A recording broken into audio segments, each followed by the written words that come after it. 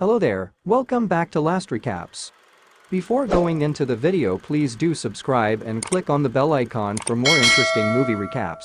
Today I am going to tell a USA sci-fi drama film called 41 released in 2012. Aidan attends a philosophy class at an Australian university. Mr. Wirtz asks everyone why they think we are here. Students' response to the scientific explanation of the atom from a religious point of view. Aidan doesn't have much to say. He believes in the unknown and in the fact that they will never know for sure. Mr. Wirtz doesn't like this nothing of an answer and changes to what happens after death. So Aidan answers he thinks we've all been dead a lot longer than we've been alive. Then Mr. Wirtz makes them turn over the papers he gave them early, where only one exercise tops the exam page with a simple question. Why? After class, Aidan goes to get his bicycle in order to go home, and he's shocked to be suddenly approached by a man that looks just like him, including the same clothes. This man tells him not to go to the Heatscape motel. Then he just runs away. Aidan tries going after him, but loses sight of him before he can catch him. Afterward, Aidan returns home and tries to tell his roommates, Nick and Jess, about what happened,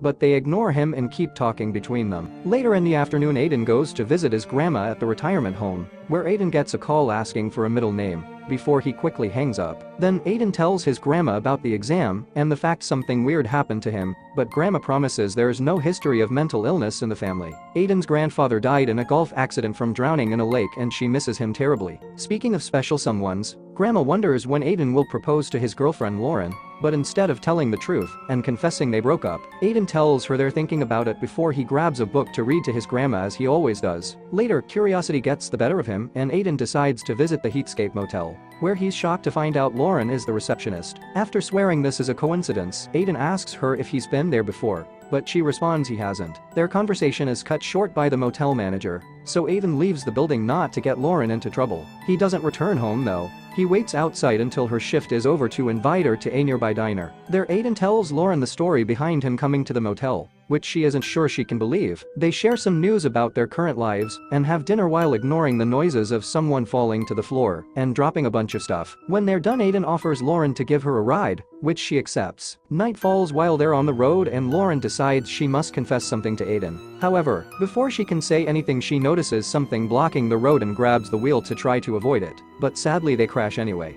Aidan only sees her bleeding head before passing out. The next morning, Aidan wakes up in the hospital and Nick and Jess are there with him. They're acting rather awkwardly though, and not only because they don't know how to tell Aidan that Lauren died. He's also visited by a couple of detectives that tell Aidan he can't leave the hospital because Lauren's family is pressing charges, so a lawyer will come the next day to advise him through the process. In the evening, Aidan is bothered by patient X, who wants to play a word game to keep their minds off things. Aidan turns him down because he isn't in the mood for games, so to get his attention, patient X confesses he knows something weird has happened to Aidan. He can't give him all the details because Aidan needs to figure it out for himself, but he can give him a hint. He needs to go to the Heatscape motel and find a hole in the bathroom of room 41. Aidan waits for the doctor to do her night checkup and bring him the medicine before slipping out of bed, changing in the bathroom, and escaping through the stairs. After stopping to buy a rehydrating drink, Aidan goes to the motel, where the manager has taken over the reception and is talking on the phone about Lauren's incoming funeral. Once the manager hangs up, Aidan asks for a room and is given number 11. He decides to wait there for a while, watching the reports of the accident on TV,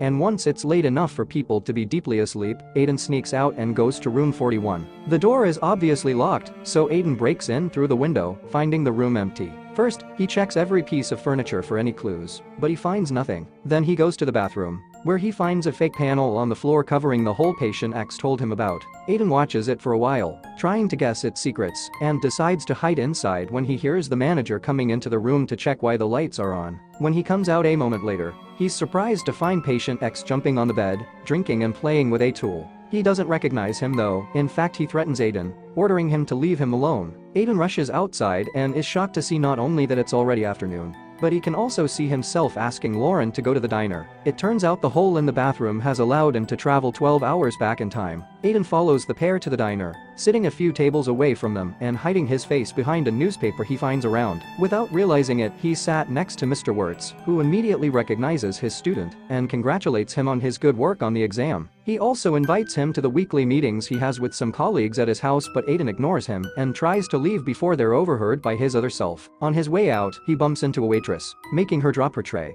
which is the interruption the other Aidan and Lauren are distracted by during their talk. It is also revealed that during that conversation Aidan tells Lauren that he never told his grandma that they broke up, which Lauren finds kinda weird, even if she knows how much grandma liked her. The next moments proceed as future Aidan remembers them. Lauren and himself get in the car together and leave, so Aidan runs to try to warn them about the accident. However, him walking in the middle of the road turns out to be the reason the accident happens in the first place. It's him that Lauren sees and causes her to try to dodge him. Upset but still determined to fix things, Aidan runs back to the motel and finds patient X unconscious on the bed after he tried to end things. Aidan uses the room's phone to call an ambulance, which would send patient X to the hospital, where he would meet the other Aidan in the morning. Then he enters the bathroom hole to reset the day again. This time, Aidan goes home and tells Nick and Jess everything. Obviously they don't believe him, so Aidan makes Nick call his phone. Nick does so, revealing he is the one that calls present Aidan at the retirement home and asks him for his brother's middle name to be sure it's really him. Jess and Nick are still skeptical though, and seeing he can't do much to convince them, Aidan asks them to act surprised when the stuff he's told them about does happen. This explains how awkward they act at the hospital. Aidan leaves and, after lots of thinking, he decides to try to change things again.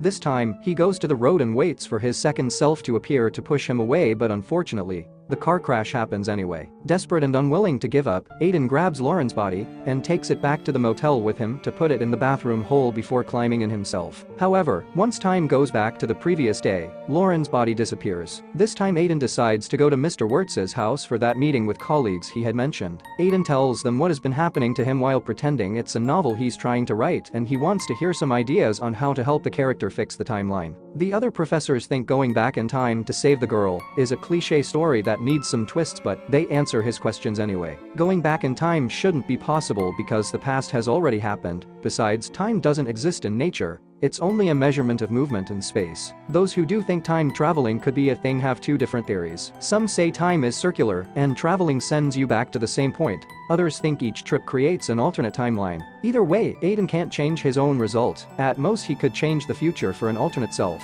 Before Aidan leaves, Mr. Wirtz confesses that when he was a kid he dreamed of being visited by a time traveler that came all the way back to fix his life. He also reminds Aidan that his character should only go back for the right reasons and only influence the most important situations. Afterward, Aidan goes to a convenience store where he sees a newspaper with an article about Lauren's death. It's here that the detectives manage to find him and arrest him. Once they make it to the station, the detectives explain that Aidan's escape from the hospital makes him look like he's hiding something, so he better has a good reason why he left. While a mysterious person is outside approaching the station, the detectives hit Aidan to make him confess Lauren's murder. Aidan decides to get cheeky and tell them about the time-traveling deal, but the detectives don't believe him because then he should have broken himself out of custody. It's then revealed that the mysterious person outside is another Aidan who makes everyone in the station evacuate the building by making a threatening phone call. The detectives leave as well and handcuff Aidan to a post together with a mentally unstable addict who can't stop flailing and accidentally hits a trash can behind him. When the can falls, Aidan discovers there's been a saw under it waiting for him.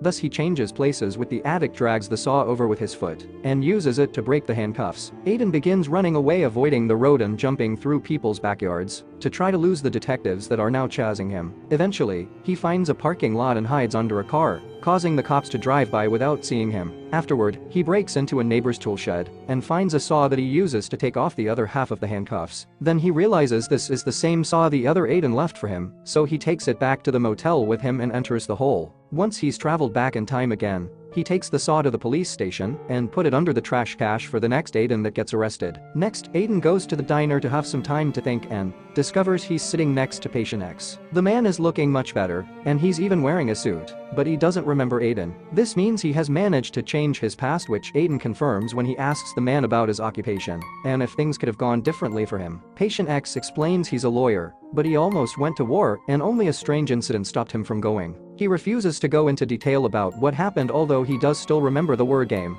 After patient X leaves, Aidan gets a call from the retirement home saying his grandma doesn't have much time left. Wasting no time, Aidan goes to see her, and after grandma wishes her husband could have been here with her, she asks Aidan to read to her one last time. Later, Aidan visits his grandpa's grave and the old abandoned house where his grandparents raised him after his mother left him. Starting to have an idea of what is the right thing to do, Aidan makes a graphic of the timelines to make sure he's got the math right and goes back to room 41. Patient X is there jumping on the bed again, and this time, he remembers him. He teases Aidan, telling him he can't stop him from using the tool because he needs him to go to the hospital, and tells tell him about this room in the first place. You can only influence time but not interfere. Their conversation is interrupted by the manager coming over to check on the noises, so Aidan and patient X hide in the bathroom. Their patient X explains to Aidan that the trick is to stop the person from being in the situation in the first place, and reminds him that time travels with him before jumping into the hole. Aidan gets inside the hole as well, but this time, after returning to the previous day, he immediately gets back in to travel even further into the past. He begins doing this constantly, jumping one day at a time as different guests stay in the room. He only leaves the building a couple of times to check on important moments, like his breakup with Lauren and their first date. After jumping through thousands of days, Aidan eventually makes it all the way to his grandparents' young years, finding his grandpa practicing golf near the lake. The two of them chat for a while and then grandpa takes Aidan back to his house, which is still brand new, so he can get his car and give Aidan a ride. His grandma is also there, looking young, beautiful, and reading as usual, and Aidan can't help shocking her by quoting something she always said to him. Aidan returns to the motel after giving his grandpa a gift, making him promise he would only open it the next day. The following morning, when grandpa goes golfing, he accidentally loses the ball in the lake. He considers jumping in to recover it, but then he remembers Aidan has gifted him a second ball and uses that one to keep practicing. This prevents grandpa from drowning, and now in the future an older grandpa appears next to grandma at the retirement home. Since he can't travel forward, only backward, Aidan stays in the motel and lets the years pass naturally, eventually becoming the man known as the motel manager. On the day the incident should have happened, old Aidan revisits the abandoned house, while present-day Aidan is in philosophy class and replies, "Why?" question with "Why not?" When the current Aidan graduates from college, the older Aidan calls him and tells him to go to the Heathscape motel. Present-day Aidan does just that, and old Aidan watches from afar as Lauren accepts present-day Aidan's invitation to walk home. If you like this video, make sure you subscribe to this YouTube channel. Also, if you want exclusive movie recaps from different genres, like and share this video. Go ahead, it's free. Thank you for watching.